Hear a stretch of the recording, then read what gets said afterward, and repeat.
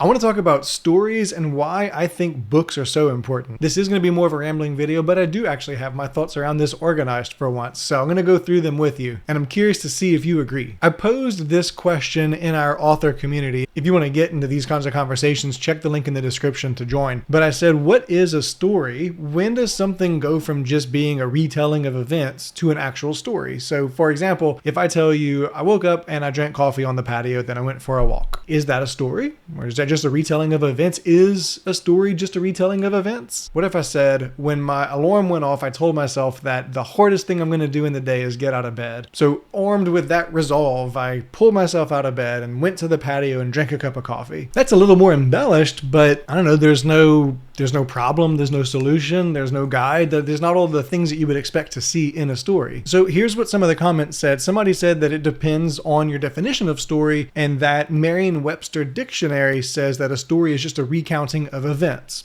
So in that case, I'd say my patio story is a story. Maybe not a very good one, but a story nonetheless. But she went on to say that like a story that doesn't have an arc, a plot, a problem, a solution, things like that, that maybe it is considered a story, but it's not a very good or compelling story. And she gave this example, which I loved. It's Hemingway's 6-word story or 6-word memoir, For Sale, Baby Shoes Never Worn. I just love that, and how even those 6 words can tell such a story and can evoke like what happened and why is this happening and the problem and everything else, which is so cool. Somebody else posited that if there is a narrative arc, then it's a story, and if there's no arc, then it's just an anecdote. And so they're separating out the thing that would have like a beginning, middle, and end to that being a story, and the retelling of events to be just an anecdote. And that's good too. I like that. Now, I'm going to argue that everything is a story. Literally everything is a story. I think your shopping list is a story. I think your tax return is a story. I think it tells a story of what happened in your business, or the story that you're willing to tell the IRS. I think a painting is a story. I think a video game is a story. I think all of it is story. It's just told different. And some stories are more interesting than others. Some stories are more compelling than others. But I think everything is a story. I think even like your own ideas and thoughts and the things that you believe about yourself, I think that's a story that you're telling yourself. Whenever I worked at the bank, I was a CFO, and I was taking over for somebody who had been the CFO for like 45 years. And I was told that whenever that person would give their board report, they would take the whole like 60 or 70 page board report and read it line by line.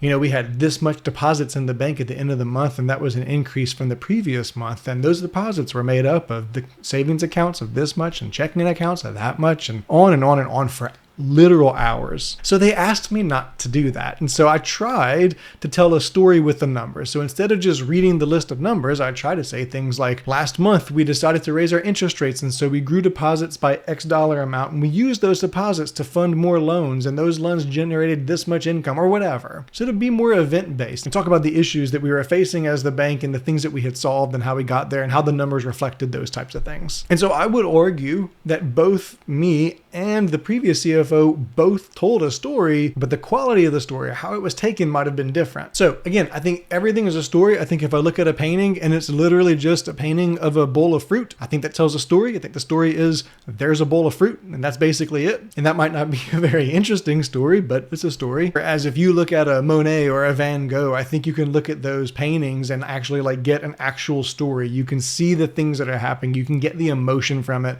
whatever the problem is, whatever the solution is, whatever the thing is. I think you can get that from a painting. I like video games, and my favorite video games are ones that have really good stories and very compelling storytelling in the games. I think that's a very obvious form of storytelling, just like movies and TV or whatever. I think like those stories are just embedded in everything that we do. So I'm arguing that everything is story. Now, here's the whole point of this thesis or whatever this is. I think that writing and books are like the only pure form of storytelling, I guess, other than literally storytelling like the oral tradition. And here's why. Every other form of storytelling relies in some part on the medium. I'm very passionate about music. I minored in music in college. I wanted to major in music, but my mom wouldn't let me. And so I very much feel how music can convey a story. But think about how the music industry and music in general has changed and how much that was influenced by the technology. Yes, people still buy records and it's fun and it's cool, but for the most part, people don't generally turn to records for their daily music listening. Most people are going to stream music because that's the most readily available way to listen to music. And so much of popular music today has been influenced by streaming, by internet speeds, by how the music is delivered, by the search, by the algorithm, by Spotify's DJ or whatever it is.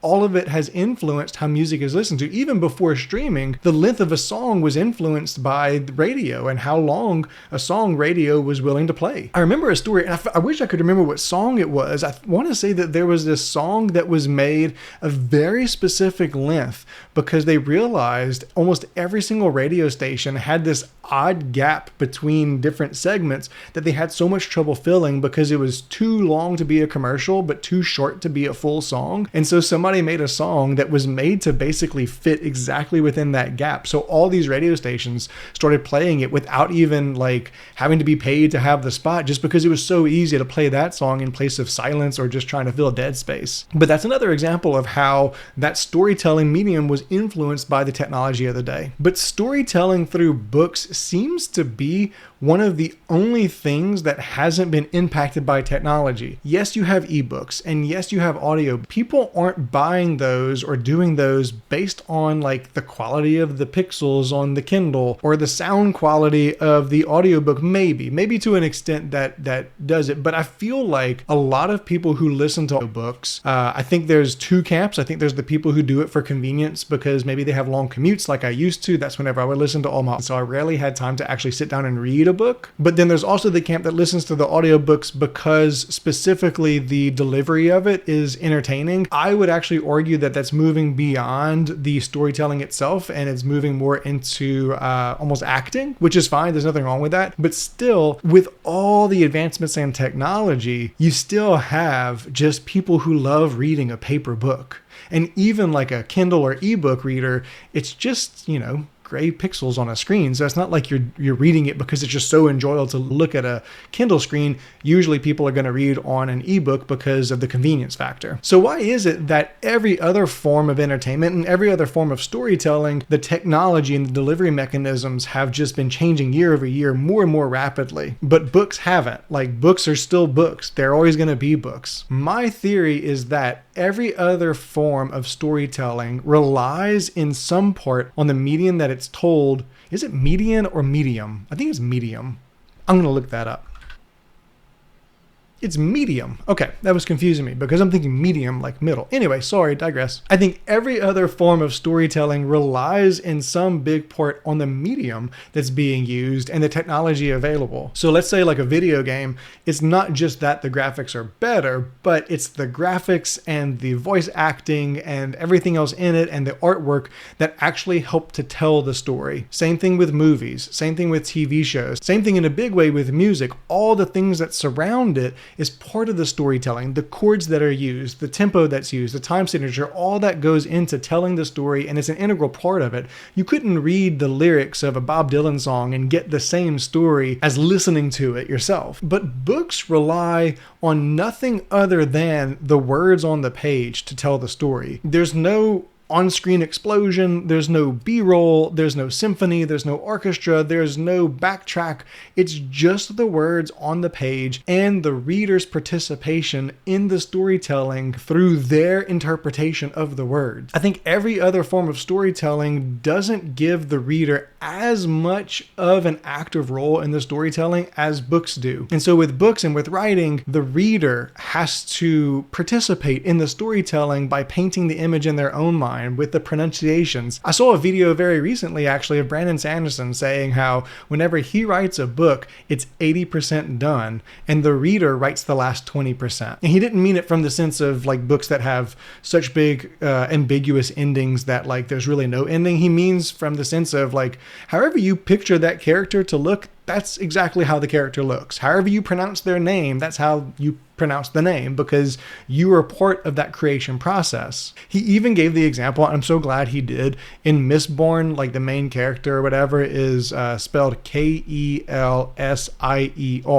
And being from South Louisiana, where there's a lot of French influence, to me, that's Kelsier with the A at the end. But I've heard him on podcasts actually say it as Kelsier. And he mentioned in that interview, he said, I've been told that I say the name wrong, that it's Kelsier and not Kelsier. And he affirmed that that's right. And Kelsier is right. And any way you say it is right because you're a part of the storytelling. Now, this isn't to downplay other forms of storytelling. I love music. I love games. I love entertainment. I love movies and shows and everything else. But all of them rely on the other aspects of that art form to tell the story for them, in addition to maybe the words that are being said. Whereas for books, as an author, your challenge is to tell a story using only words and the imagination that you can evoke from your readers. And so that's why I think books are just so important. I feel like it's really the only true pure form of storytelling that's left. And it's the only form of storytelling that's going to survive past any kind of technological upgrades. Now, I know that this isn't about money and this is supposed to be a money and business mindset thing, but if I'm going to tie it in, I would say this. I know how easy it is to feel like what you're doing doesn't matter. Not necessarily you, but like anybody, everybody, myself included. I'm constantly worrying that like I'm not making enough of a difference and that I'm not providing enough value or I'm not quite doing as much as I should be. And so I know you have to be feeling the same thing. But this is me saying that like your stories are valuable. They're so important, especially the way that you write them, especially the fact that you're writing books. And that because those stories are valuable, you should be charging for those stories. You're not just you're not selling somebody a piece of paper with ink on it. You're not selling somebody a bunch of dots on pixels on a screen. No one goes into a bookstore thinking, I can't wait to buy the paper with some ink on it. They're looking for this story, and that story is worth something, and you should charge accordingly for it. You shouldn't be afraid to raise your prices and to charge as much as you can. Your stories are worth more than a Big Mac. I've talked so many times on here. There's another video about being a sidekick versus a villain where I talk about how like all these stories growing up influence the way that I see myself and the way that I interact with other people. I'll link to that somewhere. But your stories are doing the same thing. They're staying with people for years after they read them, and they're coming back and reading them again, and they're telling their friends and family about them, and they're telling their kids about them, and they're sharing them with their kids, and they're influencing the way that they interact with the world around them. So doggone it, if you can't get a Big Mac from McDonald's for less than $5, your book should be more than $5. Anyway, that's the depth of this rabbit hole, or at least how deep I'm willing to go in this video. So